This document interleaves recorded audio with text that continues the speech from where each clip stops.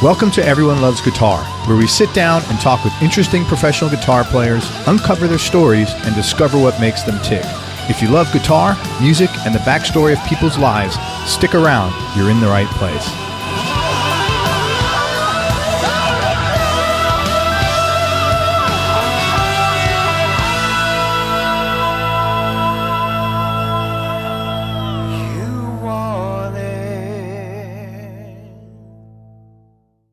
This episode of Everyone Loves Guitar is brought to you by Taylor Guitars and their new Grand Pacific Round Shoulder Dreadnought. Powered by Taylor's breakthrough V-Class bracing system, the Grand Pacific gives you a warm, seasoned sound with clear low-end power and notes that are stronger, longer sustaining, and more in tune with each other all the way up the fretboard. Make sure you check it out online at taylorguitars.com, then go out and play one today. That's the new Grand Pacific at taylorguitars.com. Did you know if your instrument or any of your gear is damaged, broken, or stolen outside your home, your homeowner's insurance policy will not cover any of it? That's right. Homeowner's insurance only pays if something happens inside your home. But Music Pro Insurance insures all your music gear, no matter where it is, anywhere in the world, even when you check it in as baggage on an airline. Here, let me give you some examples. Let's say you're in a car accident and your equipment is damaged, you're covered. Your kid pours apple juice into your amplifier, covered. Someone spills beer all over your pedal board at a gig somewhere across the world, boom, you're covered. Any kind of theft or accidental damage is covered, even water damage from hurricanes and breakage from earthquakes. But here's what makes Music Pro really different. They're not going to argue with you over the value of your instrument or make you run around looking for receipts when it comes time to paying your claim. They know exactly why your vintage instrument is worth 10 times more than a new one. Plus, all claims are typically paid and fully settled in 24 to 48 hours. So if your equipment is not insured properly, go to musicproinsurance.com, hit standard, then enter your information and get a free gear protection estimate. Don't be that player who ignores this, and then next month when something happens, you're wondering why you didn't take 10 minutes to do this properly. Make sure you go to musicproinsurance.com, enter your information, and get a free gear protection estimate. If something happens, you will be thanking me. Trust me on this. musicproinsurance.com. The Be Fulfilled Journal helps you be more honest with yourself and with others and be more open to handling things you've avoided dealing with for years. It's a 12-week online and journal program that helps you identify and eliminate things you do that are causing you stress and live in more gratitude and joy. It was actually developed by a long-term friend of mine who got sober in 2008, and he's put together a great deal just for my listeners. You get the 300-page hardcover journal and access to the 12-week video program online, plus free shipping, plus membership in a private Facebook support group with others going through the program, plus a 5-day mini course showing you how to let go of stuff that's draining your energy, plus a 30-day 100% money-back guarantee. To start your journey and get all the bonuses, go to BeFulfilledJournal.com/ELG. That's BeFulfilledJournal.com/ELG. For more information on advertising on Everyone Loves Guitar, go to everyonelovesguitar.com/advertise. That's everyonelovesguitar.com/advertise. For more information on advertising on Everyone Loves Guitar, go to everyonelovesguitar.com/advertise. That's everyonelovesguitar.com/advertise. Hey, everybody, this is Craig Garber. Welcome to Everyone Loves Guitar. I've got a great guest with us today, and it's Jeff Pilson. Everybody knows Jeff from Dokken primarily, but I was telling Jeff, it's always very weird for me when I interview somebody that like I've seen their name on the back of album covers for as long as I can remember, which, because you just think about the journey of like, it makes no sense that I'm like, would have told me, am I here, they are talking. Anyway, we're here with Jeff Pilson. I want to just say thanks to Hal Selzer for hooking us up. Yeah. There you go. Jeff is, like I said, bassist, songwriter, vocalist, producer, and all-around musician. He's probably best known for his work with Dokken. He was part of the classic lineup in the 80s and again in the 90s, as well as a reunion tour in Japan in 2016. He's also played with numerous other well-known acts like Dio MSG, and his own band War and Peace. He now plays bass and serves as musical director for legendary rock band Foreigner, with whom he's been since 2004. He also acted alongside Mark Wahlberg and Jennifer Aniston in the 2001 Warner Brothers film Rockstar, where he also served as musical director. Along the way, he's produced several albums for groups like Warrant, Starship, Adler, featuring Steven Adler of Guns N' Roses, Last in Line, TNN, and Foreigner, including the 2008 Platinum CD, No End in Sight, as well as the 2018 release of the song It's Another Day by Dokken. Jeff continues to tour, record, and produce for Foreigner. 2018 saw the release of a new CD by Foreigner, which was Foreigner with the 21st Century Orchestra, recorded live in Lucerne, Switzerland in May of 2017, again, where Jeff served as producer as well as member of the band. Foreigner's going to, this was last year, they did a headlining tour in the summer of 2018 alongside Whitesnake and Jason Bonham, Led Zeppelin Evening. In the fall of 2018, they embarked on an orchestral tour of Australia and New Zealand, including a sold-out show at the Sydney Opera House. Again, Jeff MD'd those. Jeff, thanks so much for your time, man. I appreciate you coming on the show. Pleasure. It's great to be on. And yes, thank you, Hal. Man, first, congratulations, because you've been very steadily employed in music since you were a kid, and you've worked on some great projects. It's not like, you've been just hanging on playing weekends at the local bar joint. Not that there's anything wrong with that, but you've really There's anything wrong with that. Yeah, exactly. I don't judge. Well, thank you. No, seriously, but I'm very fortunate. Very, very fortunate. Worked with great people, and I am very lucky. Beyond your skill set, though, what do you attribute some of this to? Because I think you make yes, you've been fortunate, but you also make your own luck, and there's also some intangible things that successful people have that cause them to be successful. Well, I think primarily it's just my passion and love of music. I mean, generally when people work with me, they understand how much I love it. And I think that's a positive feeling that they catch, and it's something that is a bit infectious to them as well. So I think that's why I think people enjoy working with me. And I think when you have that kind of passion, it makes you go the extra mile into certain things. I'm willing to work as hard as needed to make sure that it comes out right. So I really do. I attribute it, beyond any talent or whatever, because I don't think my talent is that amazing compared to everybody else. But I will say that I think my love of music is pretty strong, and I think that that's a lot of it.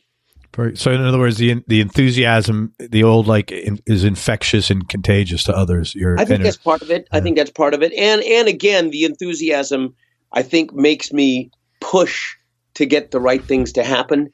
And I think it's also because I love collaborating. I mean, I love working on my own. I really do. But because I love collaborating as well, I think a lot of times in collaborations, when people see that you love the music and it's not about your own agenda or your own ego necessarily. We all have egos or whatever, but when they can sense that you're making your calls based on the love of the music, I think that breaks down some barriers and gets to some better places in collaborations. And I think that that's important as well. I would definitely agree, which is a great transition to the next question of, I don't know how many people realize this, but you co-wrote loads of the Dokken hits with Don or with George or both. Right. I was curious, when did you start writing, and what got you into it? I started writing, I was very young, actually. I started seriously writing songs probably when I was about 15. Wow. And by the time I was 16, I was writing a lot. Now, mind you, a lot of it wasn't very good. But you know what? I've heard some of the stuff that I wrote back then, and there was something about it. There was something right about it. I've gone through a million different phases and everything, and some good, some bad. But yeah, I've been writing for a very long time. The fact that you like collaborating, I think what you said before, and that you've been writing so long has definitely been a huge plus. You made one comment, but I think it's true. You said, of course, I've written a lot of things that weren't very good, but the greatest songwriter in the world has written a lot of things. Yeah. Right? What is it like? If you get 1 out of 10, you're doing great. Really great.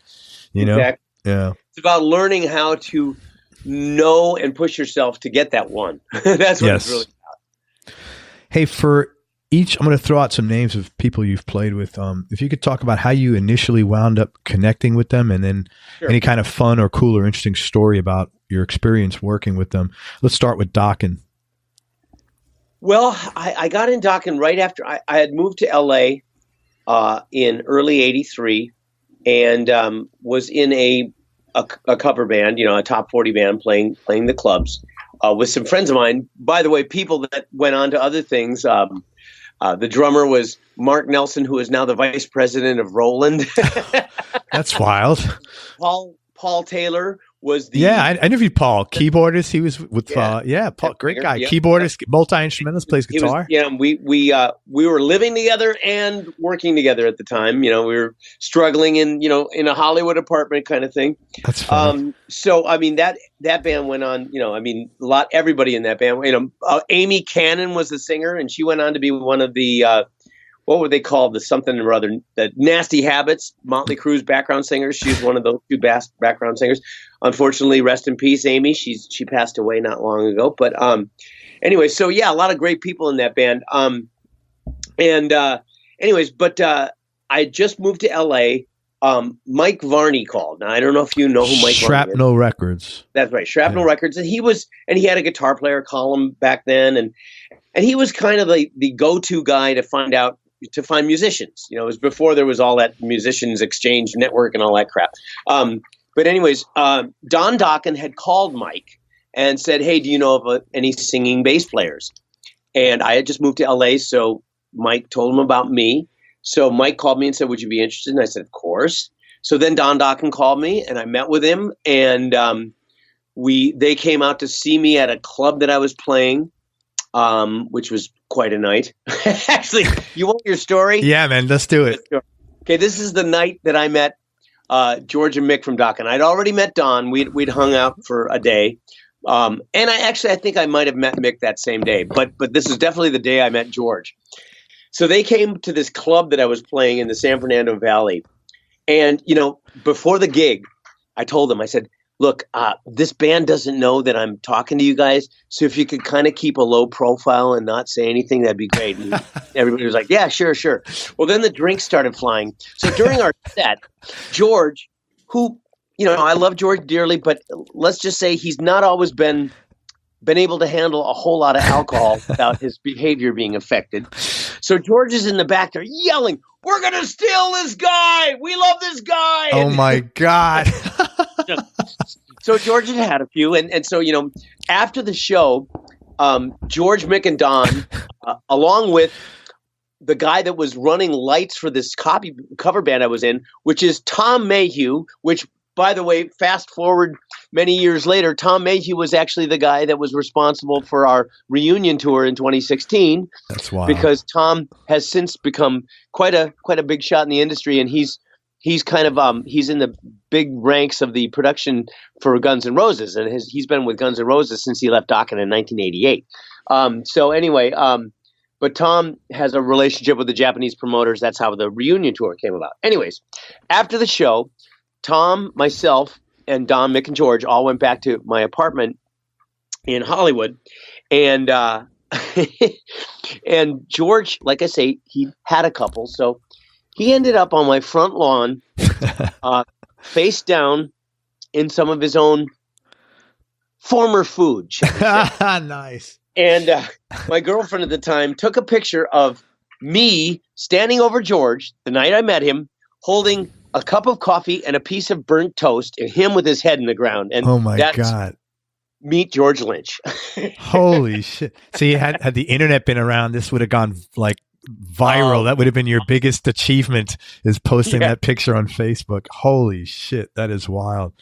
So needless to say, you clicked.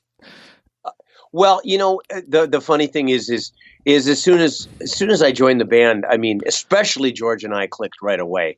I mean, the first day George ever came over to my house, I forget what we had to go do something, and he came to pick me up.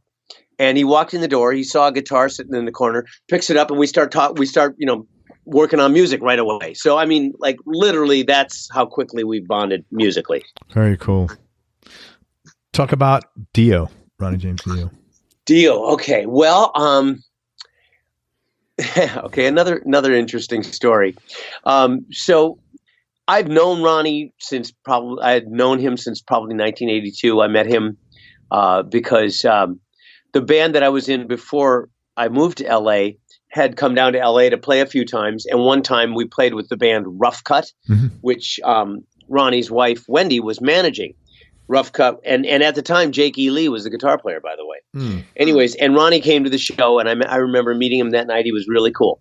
Then, of course, Dokken toured with Dio extensively. We did some shows in 83 with him, and then 84 and 85 we did big tours with Dio.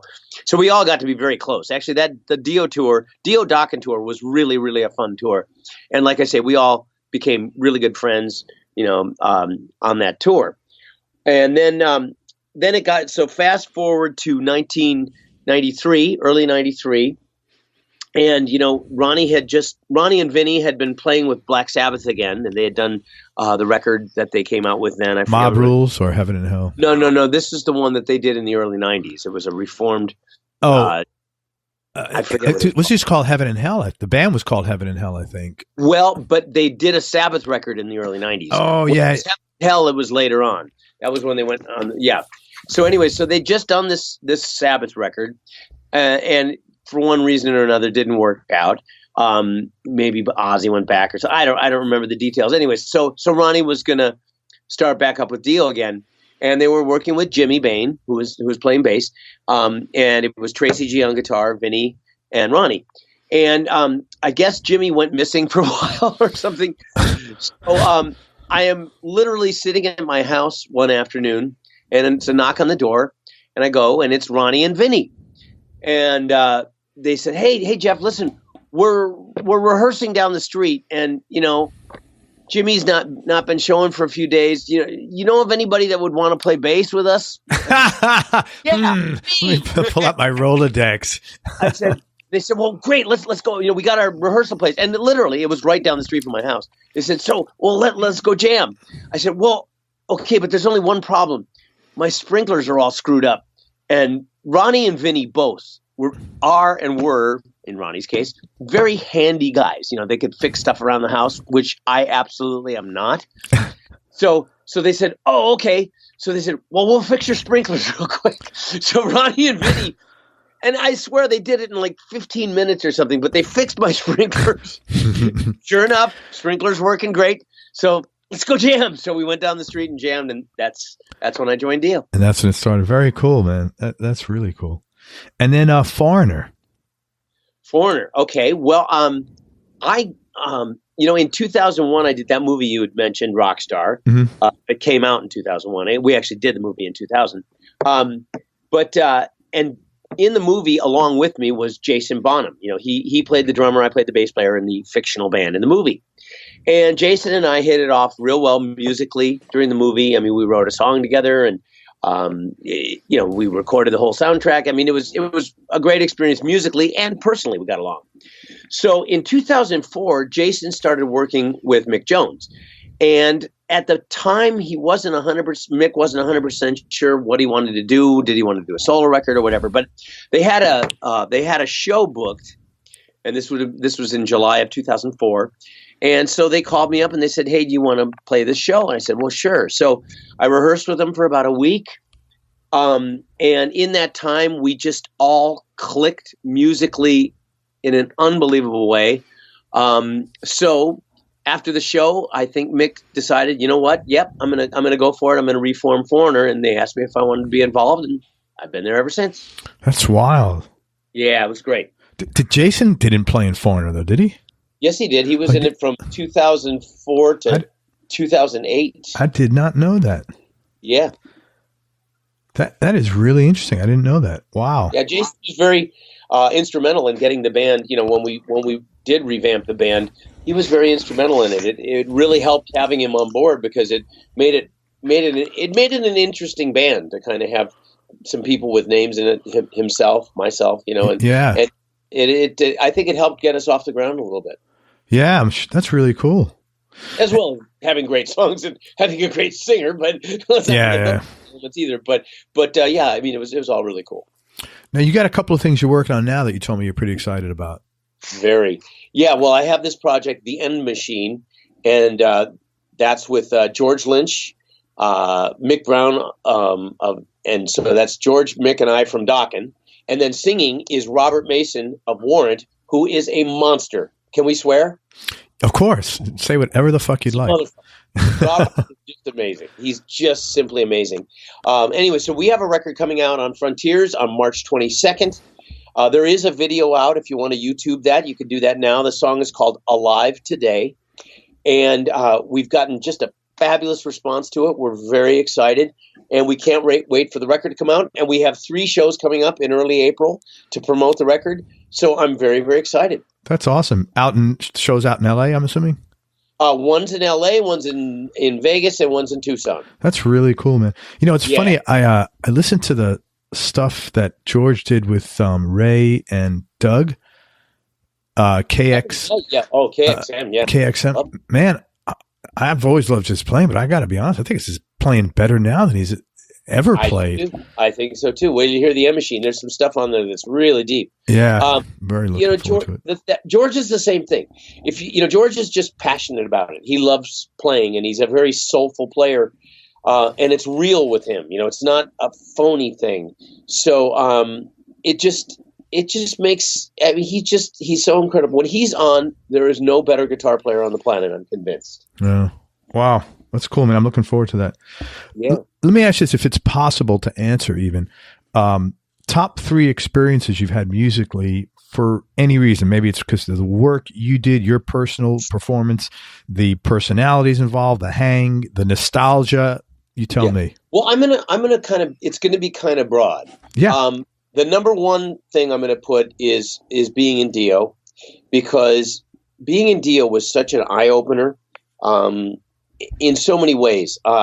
Musically, it was just great because the chemistry we had together was incredible. I mean, Ronnie is a great musician. He wasn't just the greatest heavy metal singer. He's a great musician.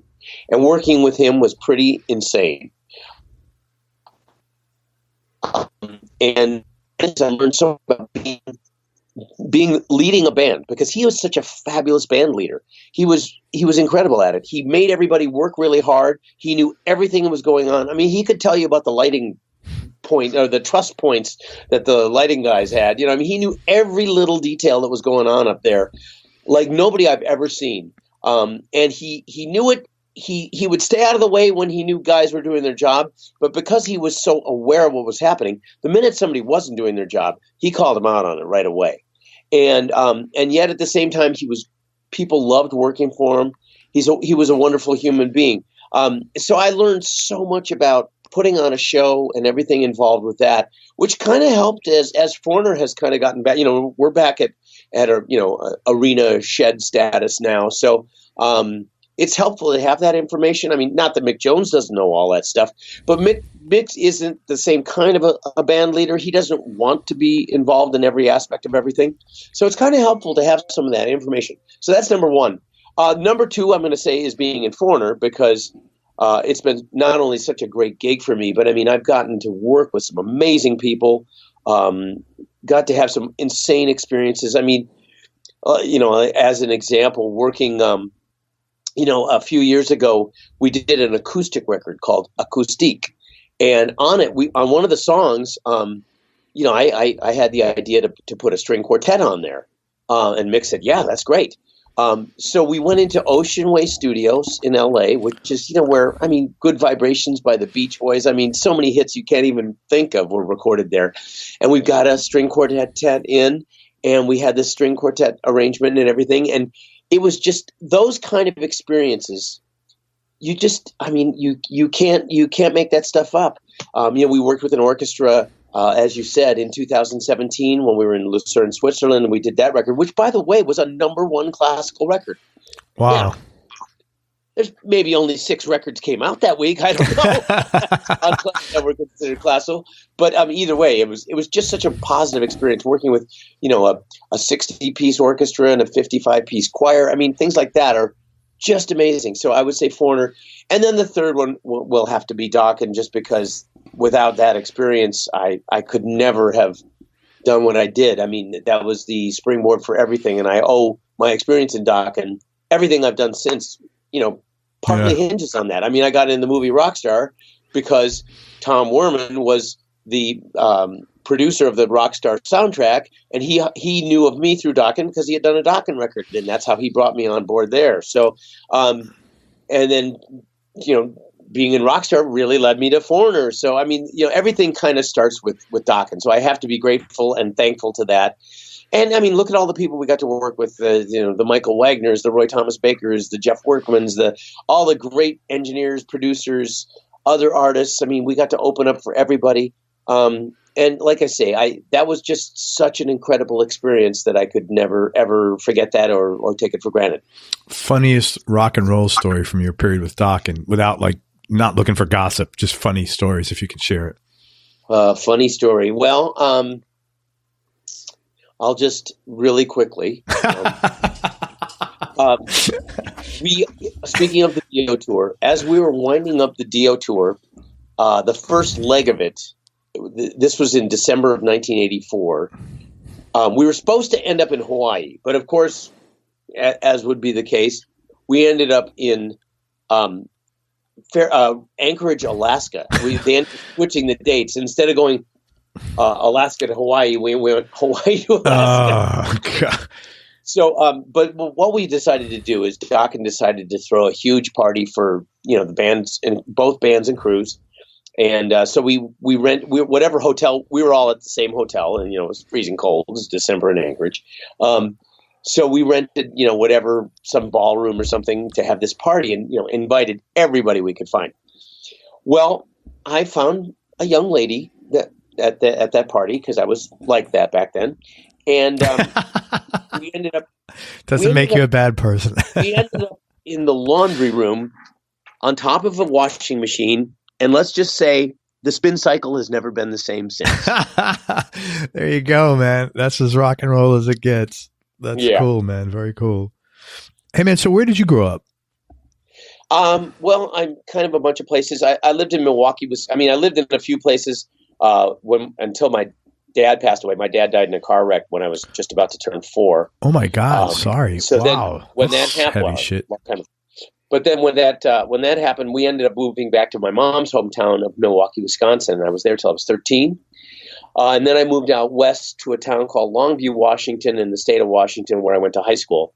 So those are kind of the two places I would say I kind of grew up. What was your childhood like? My childhood was wonderful. I mean, when we were in Wisconsin, especially, I had really great friends. I mean, some of those people are still friends to this day. And mind you, I left there when I was 13 years old. That's really cool. So, I have relatives in Milwaukee as well. And because I've been going back there since the 1980s, I've managed to, stay in contact with people I may not have stayed in contact with. But again, I just had great friends back there. And I had a wonderful childhood. My mom did a great job of encouraging my imagination when my dad passed away. I think that's kind of what led me into an artistic world was the fact that I had that imagination. And I was always encouraged to have that, which was great. My mom remarried when I was 8, and my stepdad was a really good man. We weren't terribly close. He was a very salt of the earth kind of guy. And so we just didn't click. But we loved each other, and he was a wonderful man. And he ended up being very, very supportive of me until he passed away in 2002. So I had a really good childhood. I will say I had a wonderful childhood. Wasn't spoiled. We didn't have a lot, but there was a good support system around me. Very cool. When did you know you wanted to play music, like for a living? For a living, I would say when I moved to Washington when I was 13, not too long after I moved there, I ended up meeting guys who also played, and I think once I started playing with other people, as I did, when I was about 13, early 14. That's when I think I decided, yeah, this is what I want to do. And were you always playing bass? I was. That's really interesting. I took up bass because I was still living in Wisconsin at the time, and I was in 6th grade, and I was on the playground one afternoon, and this other guy and I used to, kind of as a gag, we'd go around singing what was a local root beer commercial at the time, and some guys heard me doing it, and they came up and they said, "Hey, we're starting a band. We need a singer. You want to sing?" I said, "Sure." And then they said, "We also need a bass player. You want to play bass?" I said, "Yeah, sure." And I had a time, so I went out and bought, my first bass and my first amp from money from my paper route, and that's what got me started. Now, of course, that band never materialized, and I moved away a year later. But that was what got me going. Yeah, but think of the randomness. It was very random. That is very random. I talk to people, and I'm always fascinated by these stories because not like to get religious at all, but man, something else is going on, moving all this shit around. That's not like you know what I'm saying? Why? Yeah. And especially the band never even matriculated. Right. So the sole function of that was, I mean, it's like, wow, man, that's awesome. Well, I don't believe that there's just coincidences. I believe there are coincidences just. Yeah, very cool. Man, what were some of the bigger surprises for you when you first started playing professionally about the business end of the music business? Well, I think how cutthroat it could be, how people can forget about how quickly people started, attaching their own ego and agenda to things. How much people that are not players will take advantage of musicians. I mean, you hear the stories, but when you see the reality up close, it's like, wow, it is very real. And it's just odd to me. I don't have that gene. I didn't get the cutthroat gene. I didn't get the, manipulating people into doing those kind of things gene. So I was a little slow on the uptake there. But there are a lot of people that are out to capitalize or to exploit other people's talent and art. And that was a bit of a realization and a wake-up call. Yeah, and it's very unfair because musicians inherently are almost allergic to business. Well, and things like that. So it's like, so you have a group of people that this is like, it's like, some people like, oh, math is just not my thing in school, right? So you have a group of people where business is just not their thing, like literally allergic to it, right? And then you have another group of people over there saying, hey, here's this group of people that are allergic to this. What better, what better group of people to manipulate? Right. Well, that's exactly what happens. That's and yes, and to a certain extent, musicians do lay themselves wide open to it. Often, many times. I think, a lot of kids today are much more savvy than, for instance, I was when I was growing up. But, it's a shame that you have to be, and yet it is part of the reality. And I guess it can teach you good things as well. But it always amazes me that that's where the world is at. And it's very sad. Yeah, for sure, man. It's that way in every business, but it's that way in life. It's just, it's like the people who think, the government's going to take care of my health when I'm older. Right. Man, that's really not going to happen. You need to figure out and get a little educated and find out how to exercise or, eat right or whatever, because no one's going to step in and take care of your health, That's right. That's right. Man, were there any low points or obstacles that you've had to deal with over your career? And if so, how'd you manage to get through them? Again, could be personally, music, business. Sure. Well, I mean, I've certainly had, plenty of low points. Everybody has. But I think the most relevant one to our conversation here is, in the early 90s when, melodic rock kind of, the whole thing just kind of tanked and, I mean, I had my own band at the time, and all of a sudden, I mean, literally, people were answering my phone, and the next day they weren't.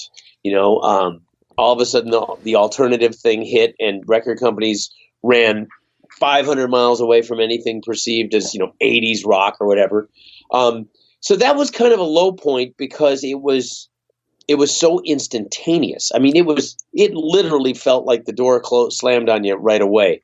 And it was pervasive. I mean, it was just like, wow, maybe I got to think of doing something else. And I consider myself such a musician that it was hard to imagine, well, what else am I going to do? But that was kind of a low point. And, what I did was, I mean, I just kind of, I put myself out there to find whatever work I could. I was fortunate MSG came along at that point. And, here I made friends with Robin McCauley, who, again, I'm doing a project with now, along with Reb Beach, and so small world kind of things. Things all come together. So at my low point, I met somebody who I'm working with to this day and enjoying and collaborating with in just a tremendous way. But yeah, I had to kind of put myself out there. That was also when Dio came around, and we just kind of everybody just kind of built their way back up.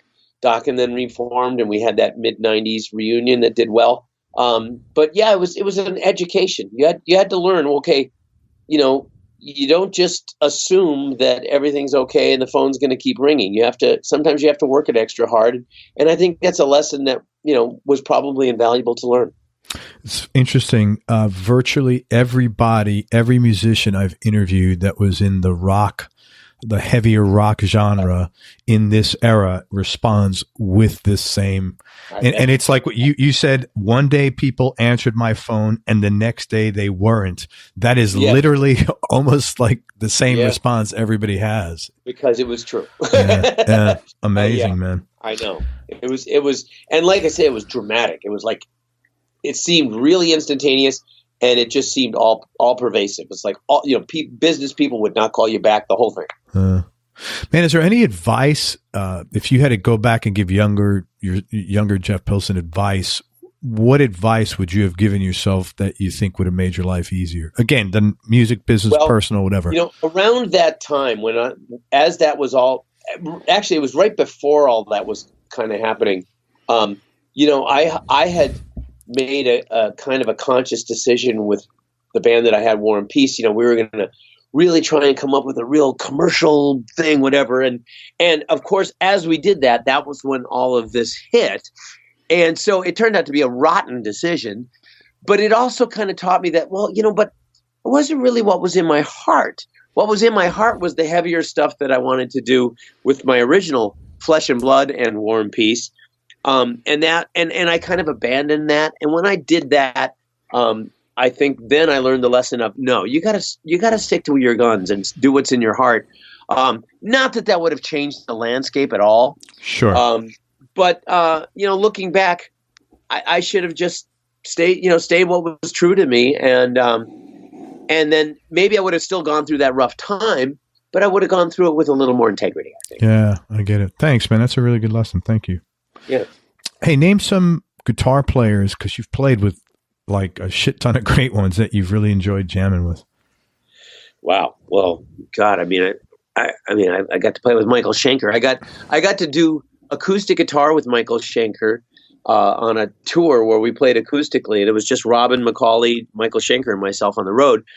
And I was mostly playing 12-string guitar, which, and I always look at it like I was getting free guitar lessons from Michael Shanker, but I was learning stuff on 12-string, and he's a very particular player. So what a fun experience that was. I mean, it was so amazing. And plus I did an electric record with him too, so I got to jam a lot with Michael. And a lot of times we were just jamming, just improvising, and oh my God, what a joy. George Lynch. I mean, as I said, George and I know each other backwards and forwards, and there's just no better guitar player on the planet when he's on.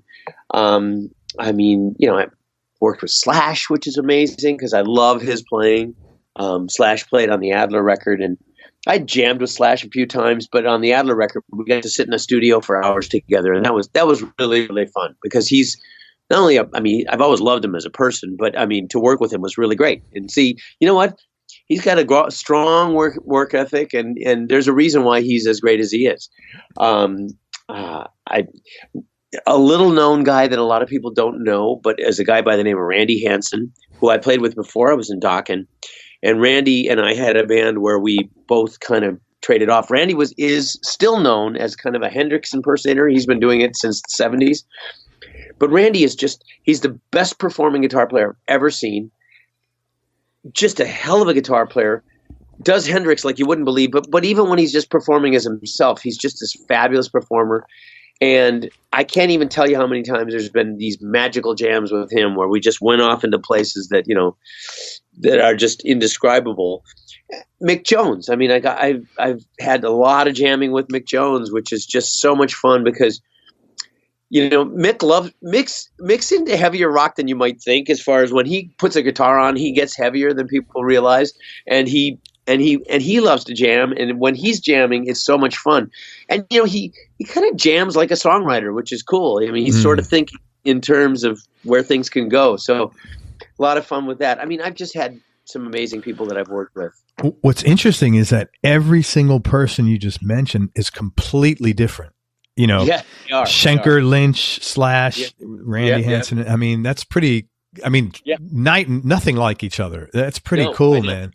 Which means that you've gotten such a great musical vocabulary that you get to work. All these arrows in your quiver. Well, I've been exposed to a lot of people, and and this next project that I'm doing with Reb Beach, he's another guy. Yeah, that's phenomenal talent. I mean, and he and I have a great writing chemistry as well. So, but Reb is just he's just got so much talent. People don't realize how talented that guy is, and what a great writer he is. He is just a fabulous writer. But again, there are similarities between him and George, but still at the end of the day, they're very different from one another. And it's pretty amazing watching guys of that level up close when they're playing and when they're on. It's just crazy. Yeah. Hey, do you remember the first LP you bought? Well, I didn't buy it. I shoplifted it, but it was All Right Now by the Free. It was what? All Right Now by the Free. It was the 45, actually. That is so funny. I was 12 years old. And Jeff Pilson confesses on Everyone Loves Guitar. Right. That is wild. I still feel guilty to this day about that. I stole about like 20 records. Oh man, I hear you. I stole a baseball card out of some kid's pocket one time, and I still feel guilty about it. So I understand, man. It's like, there we go. Ridiculous. We have values, don't we? Well, I mean, it's just like I feel like how can I have even thought of doing that? Like, I'm sure the kid, even if he knew, he probably wouldn't have lost a second's sleep. So I don't know, but right. Desert Island Discs, man. Give me your Revolver by the Beatles. Close to the Edge by Yes. And third one would be Back in Black. Cool. Very cool. All right. What do you think is the best decision you've ever made? Marrying my wife and having our daughter. Dude, how long have you been together? That's cool, man. She and I have been together 18 years, and our daughter is 14 and a half. Very cool. Congratulations. Yeah. That's good, man. It's the best. It's absolutely the best thing there is in life. Very cool. No question. Most important things you've learned about yourself throughout this journey? That I have some very distinctive flaws and faults, and I try and work on them. But I also try to be patient with myself, because one of my faults is that I'm impatient with myself. Which came first? I try to be patient, but I have certain flaws that I think get on people's nerves that I'm around and things like that. So I try and work on those things. I try and keep an open mind. There's no secret that I'm an addict and an alcoholic. I've been sober a long time, but those things teach you a lot of lessons. So you learn a lot about yourself there, and you learn that honesty is really important. And when you're an addict, it's very easy to be dishonest. And so I've had to fight all that, but I consider myself an honest person now. And if not a faulted person, and a person with a lot of faults, but it is part of what we are as humans, I think. And those things are the things that drive us inward to make us really search for deeper truths. And so my persona or my ego are not what I depend on for my peace of mind now. And I think that that's an important lesson. So it makes me less inclined to want to be phony or to lie or any of those kind of things. And those things, they're very important to me, because if I were to give that stuff up, I think my addict behavior would start coming back in very unhealthy ways. So I always have that little reminder hanging over my head, and that's a good thing. Good for you, man. If you're comfortable answering, how long have you been sober?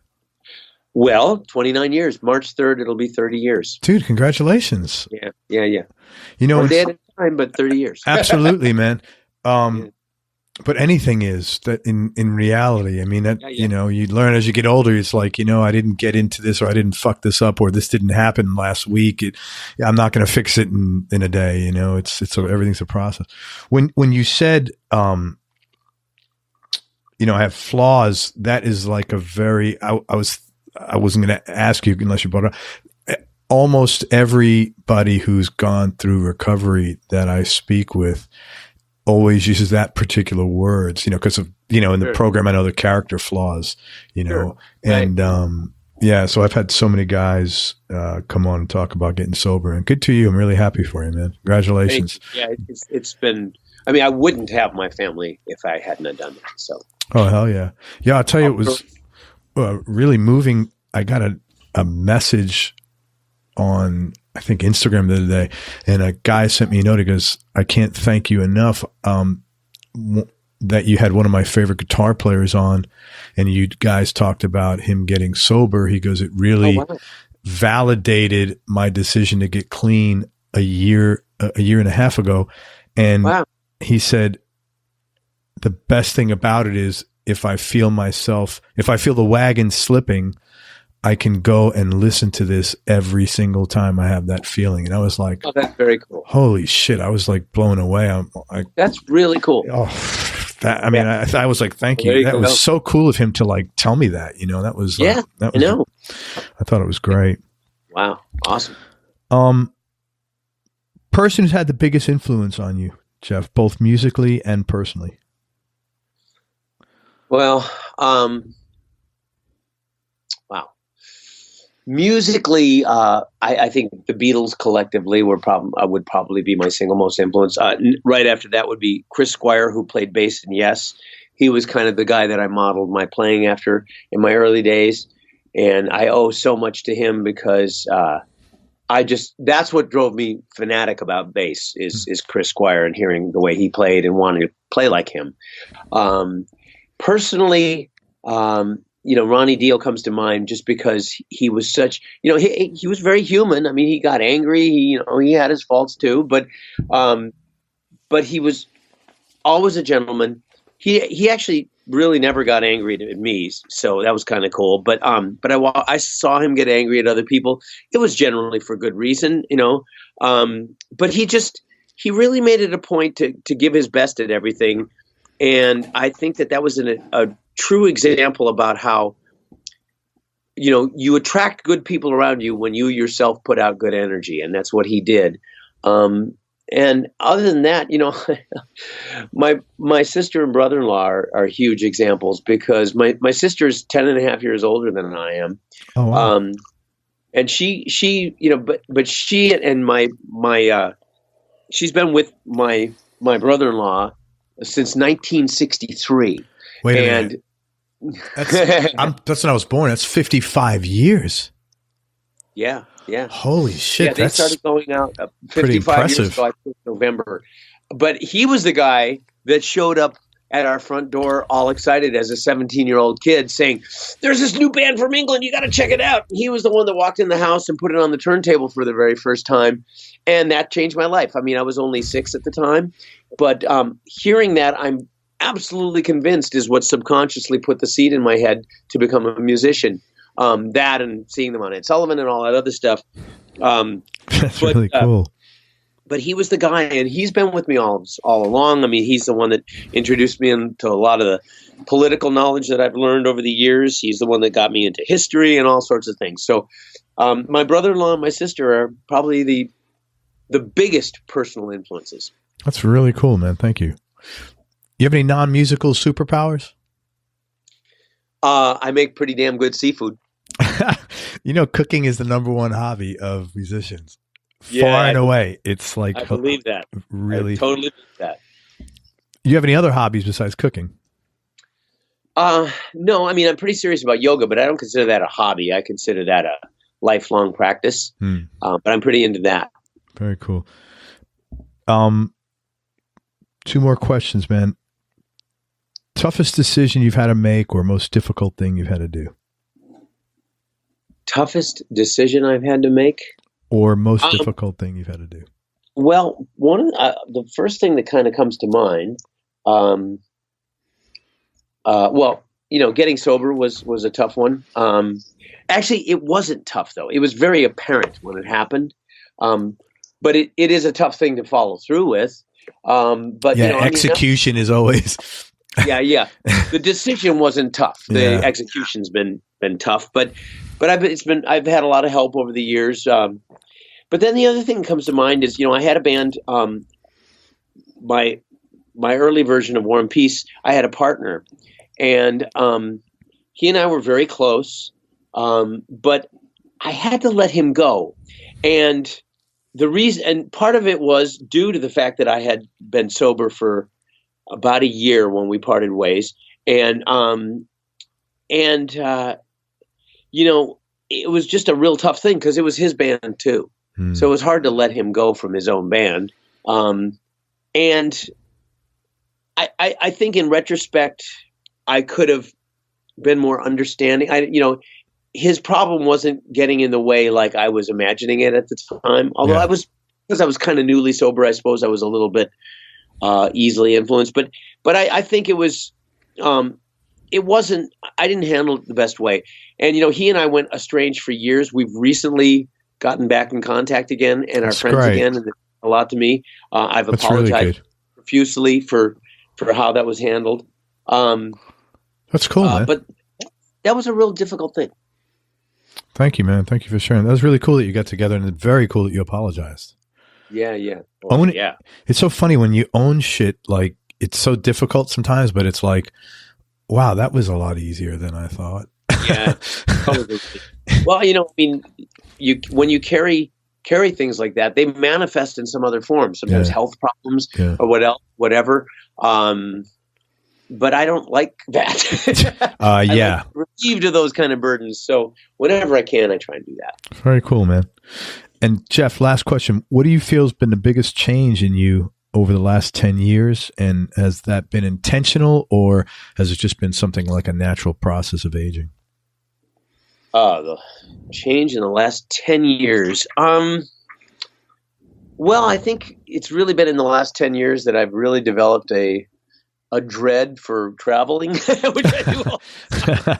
Not a good position, not a good career. But it's just one of those things where I just do too much of it. And, it's not that I hate it per se as much as the amount of it I do, I think, is what I really dislike. So, that's one of those things I have to deal with. Yeah. There's way worse problems to have. So I keep it in perspective, but the one thing about it is it makes you really, when you get home, boy, do you appreciate it. Yeah. And I'm home right now, and that is something I just love. Very cool, man. Listen, I want to tell people about some of the ways to connect with you online, but thank you for everything, man. I really appreciate it. My pleasure. It's been great, Craig. Very cool. Again, thanks, Al. Yeah, man. So first of all, let me tell you what Jeff's got going on. He's got upcoming The End Machine, which is a band between himself, George Lynch, Mick Brown, and Robert Mason. That drops on March 22nd. There is a video out that you could check out right now called Alive Today on YouTube. So watch that and get ready for the drop in mid-March here. You can find Jeff on social media. Instagram, he's at The Real Jeff Pilson. Twitter, it's at Jeff Pilson. And Facebook, it's Jeff Pilson fan page. And that's it. Obviously, if you want to hire Jeff for tracks, get a hold of him through social media. And I miss anything? You did not. Very cool. And then I got a year of touring with Foreigner ahead. So there you go. So come check Jeff out on the road with Foreigner. Hey, man, thank you. I really appreciate it. My pleasure, Craig. This has been wonderful. Thank you, man. Everybody, thank you so much for listening. If you enjoyed this interview, please share it with a friend on your social media channels. We appreciate your support. Thanks again to Jeff Pilson for spending time with us. I really appreciate it. And make sure you check out The End Machine on March 22nd. Go to everyonelovesguitar.com. And if you're in L.A., yeah. April 4th, the Whiskey. If you're in Vegas, April 5th at Vamped. And if you're in Tucson, April 7th at, what's the name of that place? I forget the name of the place, but if you look on social media, it'll tell you where it is in Tucson. But anyways, we're playing, so come and see it. Come check them out. Make sure you go to everyonelovesguitar.com, sign up to get on our newsletter list so you and I can connect. And most important, remember that happiness is a choice, so choose wisely. Be nice, right? Be nice. Go play your guitar or your bass and have fun. Till next time, peace and love, everybody. I'm out. We hope you enjoyed this show. If you did, subscribe to the Everyone Loves Guitar podcast, and you can do this online at everyonelovesguitar.com or on iTunes. And if you like the show, please leave us a 5-star positive review. The more 5-star reviews we get, the higher our show ranks, and higher rankings mean we get to continue speaking with cool, interesting guests on our show. We'll see you on the next episode, and until then, keep playing your guitar and have fun making music.